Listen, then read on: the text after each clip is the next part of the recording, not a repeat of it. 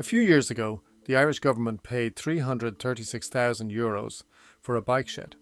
Around the same time, they spent €490,000 on a wall and €55 million on voting machines that were never used. These aren't the exceptions, they're the pattern. The Irish government spends roughly €19 billion every year buying goods and services from the private sector. To put that in perspective, 1 million seconds is about 11.5 days. 1 billion seconds is over 31 years. With €19 billion, you could build roughly 45,000 three-bedroom homes every single year. Or you could do what Ireland does and lose an extraordinary amount of it. The National Children's Hospital was initially estimated to cost €650 million. The current bill? €2.24 billion and counting. The National Broadband Plan was quoted at €500 million. The state subsidy is now projected to reach €2.7 billion over 25 years, while a private consortium retains ownership of the infrastructure. A health service payroll system called PPARS had an initial budget of €9 million. It ended up costing €220 million, and it never fully worked. And then there's Waterford North Quays. Initial estimate €6.7 million. Final cost €19.6 million, which included 110 redesigns. This isn't just frustrating. In the context of a cost of living crisis, where taxes go up and public services strain, this level of waste represents a fundamental failure of governance. So where is it coming from? Most of these projects originate on Ireland's public procurement platform, eTenders. You might assume that a platform managing €19 billion in annual spending would be sophisticated, designed to drive competition, ensure transparency, and track costs in real time. It isn't. eTenders is, at its core, a publication and document exchange platform. Vendors receive Word documents with forms to fill in. Requirements can run to 25 pages of legalese before you get to what's actually being bought. And sometimes you still can't figure it out. Some tenders are clearly written by people who don't understand what they're purchasing. That's not an insult. It's a structural problem. When the wrong people define a project, every ambiguity becomes a future cost overrun. The good news is that Ireland clearly recognises the problem. The Office of Government Procurement's Roadmap for Digital Development, covering 2025 to 2031, acknowledges many of the structural issues: fragmented systems, poor data usage, lack of coordination, and the fact that procurement is often handled by non-experts as just one part of their job. The bad news is the current plan falls far short of what Ireland can do. The roadmap is well-intentioned, but its core approach is essentially, we'll build better tools and figure out features later. The roadmap focuses heavily on principles, user-centric design, interoperability, collaboration, while avoiding the harder question: what concrete controls will actually prevent cost overruns, poor decision-making, and vendor gaming? There are several critical gaps. No enforcement of expertise. The plan acknowledges that non-specialists often run complex procurements, yet stops short of requiring expert involvement. No hard requirements on scope definition. The single biggest driver of cost overruns, vague or shifting requirements, remains largely unaddressed. No real cost transparency. Despite a strong emphasis on better data, there is no requirement for detailed cost breakdowns in bids, nor any mechanism for tracking spending in real time. No structural accountability mechanisms. The roadmap promotes collaboration, but avoids introducing accountability tools, named approvals, public change logs, conflict of interest tracking, all of which are standard in high-performing systems. Too much reliance on future definition. Many of the actual features are deferred to later co-design phases. This creates a risk that the end system will reflect compromise rather than best practice, and that fundamental problems will persist under a more polished interface. In short, the roadmap improves how procurement feels, but does far less to improve how procurement works. What good looks like. South Korea's KONEPS. South Korea's public procurement system, KONEPS, is widely regarded as the gold standard globally. Managed by the Public Procurement Service, it acts as a single platform covering everything from bid notices to final payments. And the results are striking. KONEPS is estimated to save approximately $8 billion every year. Most of that, around $6.6 billion, flows back to the private sector because businesses no longer have to travel to government offices, obtain physical certificates, or spend weeks on manual paperwork. The government saves a further $1.4 billion in administrative costs. Beyond the money, it transformed the culture of procurement. Processing a bid went from 30 hours to 2 hours. Over 7.8 million pages of paper documents were eliminated annually. By moving all bidding online, face-to-face interactions between officials and contractors were removed, which significantly cut opportunities for corruption. And over 96% of suppliers on the platform are SMEs, smaller businesses that previously couldn't compete. The system is linked to over 180 external databases, tax offices, banks, industry associations, so when a company bids, their certifications and compliance are verified automatically in seconds. If Ireland implemented something similar, even a conservative 5% improvement on €19 billion would represent a saving of nearly €1 billion annually. South Korea built KONEPS for $85 million. So what should Ireland's new system actually do? Ireland may have the possibility to develop a model that surpasses the one implemented in South Korea.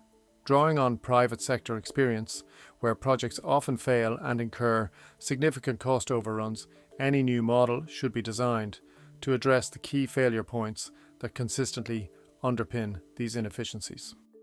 1. The right people on the buying side. One of the most consistent problems in both the public and private sector is projects being led by people without the relevant expertise. When a civil servant who has never bought a payroll system is responsible for procuring one, vendors can sell them almost anything.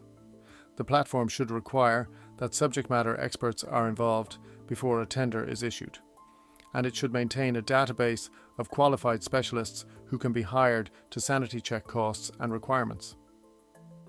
Think of it like buying a used car. You bring a mechanic. The state needs to start doing the same. 2. Requirements that are actually complete. The single most common cause of cost overruns is scope creep, and scope creep almost always starts with requirements that were vague or incomplete at the point of tender.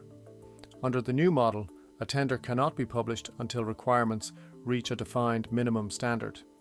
Anything added after that goes through a formal change request process, logged, justified, and approved. Every change request should be public. Every approval should be traceable to a named individual. 3. Cost transparency from bid to completion. Currently, vendors can submit a lump sum. That needs to end. Bids should be broken down into resource costs and non-resource costs, daily rates, number of days, skills required, offshore versus on-site. This makes it vastly easier to spot overcharging and challenge unrealistic estimates. And once a project starts, the platform should track spending against the original submission in real time, with project milestones, payment gating, and public-facing project pages so anyone can see where things stand. The 3 principles above are the foundation, but a genuinely world-class procurement platform could go much further. It should include things like flexible workflows, ensuring that tenders follow a structured best practice pathway tailored to the scale and cost of each project, including expert panel reviews of requirements, specialist input on cost estimates, and AI-driven analysis of specifications and legal contracts. Vendor profiles, every supplier rated by past public sector clients, with cost overruns on previous contracts visible to any buyer before selection. AI-assisted team planning. If departments declare upcoming projects in advance, the platform can forecast what skills will be needed and help build contractor pools ahead of time. A lessons learned library, capturing what went wrong on previous projects by type, so that the same mistakes aren't repeated by a different department 5 years later. Public project dashboards, live tracking of spending against original estimates with milestones and deliverables visible to any citizen. Mandatory lot splitting. If a tender attracts fewer than a minimum number of bids, it must be broken into smaller lots to increase competition. A vendor feedback forum, a public Reddit-style space where suppliers can flag confusing requirements, report process issues, and suggest improvements. The people who use the system most are often best placed to fix it. The opportunity for Ireland is that what we've described is only a fraction of the functionality that can be implemented. There are many more features a best-in-class system would include. That gap between what Ireland has and what's possible is exactly where billions of euro of taxpayers' money is disappearing. Seeing it in action. 3 case studies. Let's look at 3 real projects, or projects very much like them, and walk through exactly how the new model would have changed things. Case study 1. The bike shed, €336,000. A civil servant is asked to procure a bike shed for public grounds.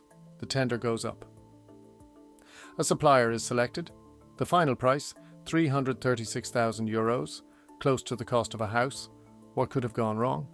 No benchmark pricing. Nobody on the buyer side had any idea what a bike shed should cost, so there was no basis to challenge the quote. Weak competition, too few bidders responded, meaning there was no price pressure. The requirements drifted. We need a bike shed became we need a custom designed structure with bespoke materials. Vendors submitted lump sums with no detailed cost breakdown. Nobody could challenge the components. And after the contract was awarded, variations crept in with no formal controls. Under the new model, the platform would flag that the person raising the tender has no construction experience and requires specialist input. For a project at this budget level, 2 or 3 experts would be asked to provide a rough estimate, capped at a day's work each. A standardized requirements template would be provided. Bids would be submitted in a structured cost format, labour, materials, daily rates, making any overcharging immediately visible. Any post-award changes would go through a logged change request process. A bike shed should cost a fraction of what was paid. The new system would have made that obvious before anyone signed anything. Case study 2, the payroll system, €9 million to €220 million.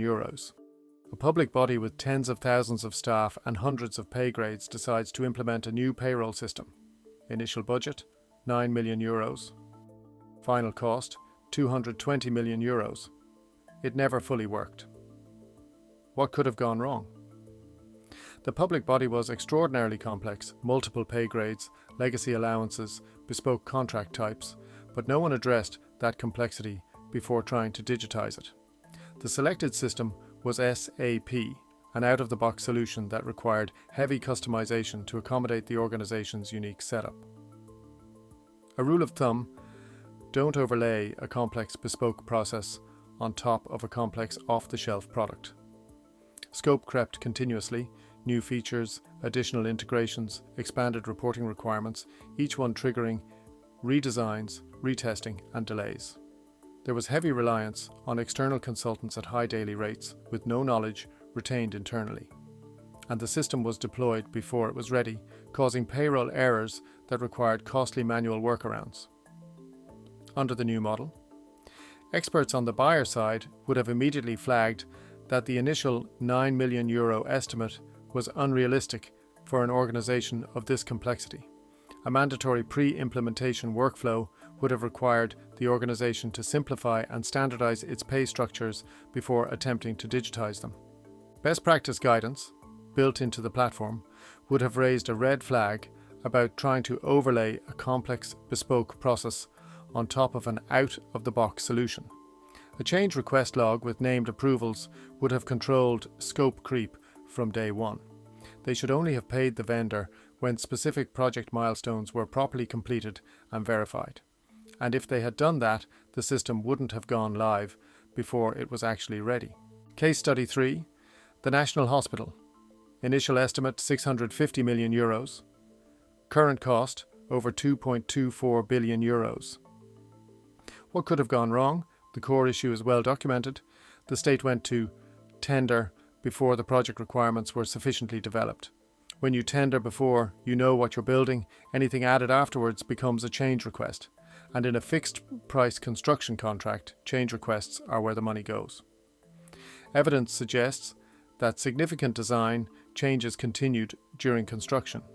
The requirements, in other words, were not complete at the point of contract award. That's not a construction problem, it's a procurement problem. The construction firm awarded the contract also had an international track record of budget overruns. That history was not treated as a disqualifying factor, although the company often argues that delays and extra costs are due to client-driven design, changes, inflation, and unforeseen site issues. Under the new model, a tender could not be issued until requirements reached a defined standard of completeness and a minimum level of cost certainty had been established. These requirements would have to be reviewed by a panel of experts given the scale of the project. The vendor profile system would have surfaced the contractor's history of overruns and flagged it as a high-risk selection. Multiple approvers at escalating levels of seniority would have been required at each stage of the process. The change request log would have created a public traceable record of every deviation from the original scope, with named accountability for each approval. Approvers would have been experts with the knowledge and experience to push back on costs proposed by the vendor. Bottom-up planning would also have flagged potential delays long before they were formally acknowledged. The new model wouldn't have eliminated all overruns, but it would have mitigated significant overspend by forcing more complete requirements.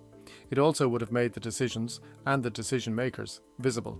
Conclusion: these three projects look very different on the surface: a bike shed, a payroll system, a hospital. But they share the same underlying failure. The system locked in bad decisions early and made them expensive to fix later. Ireland is planning to overhaul this process. That's genuinely significant, but only if the new platform addresses the right problems. Better software alone won't fix poor requirements, unqualified buyers, or absent accountability. The €19 billion that flows through this system every year isn't abstract. It's hospitals, housing, infrastructure, services. Getting procurement right isn't a technical problem. It's a political choice about whether public money is taken seriously. South Korea made that choice. The savings were in the billions. There's no reason Ireland can't do the same.